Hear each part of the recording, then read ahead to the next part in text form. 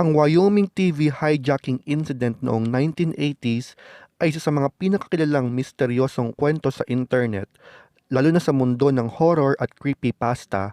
Sa unang tingin, parang totoong insidente ito ng pag-hijack ng signal sa telebisyon, kung saan naputol umano ang isang programa at pinalitan ng nakakagambalang video na may mga ulo sa screen at boses na nagsasabing, "You will see such pretty things." Sa loob ng maraming taon, maraming tao ang naniniwala na ito ay tunay na nangyari sa Wyoming noong 1980s.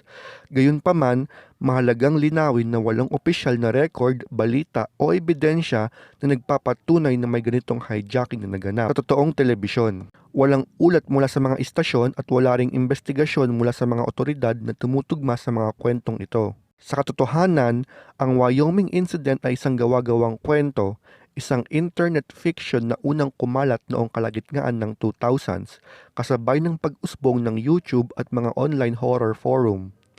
May isang video na inupload na may glitch effect, static at disturbing na audio na sinadyang magmukhang lumang broadcast hijacking. Dahil realistic ang estilo at kakaunti ang paliwanag, mabilis itong kumalat at pinag-usapan noong 2000s.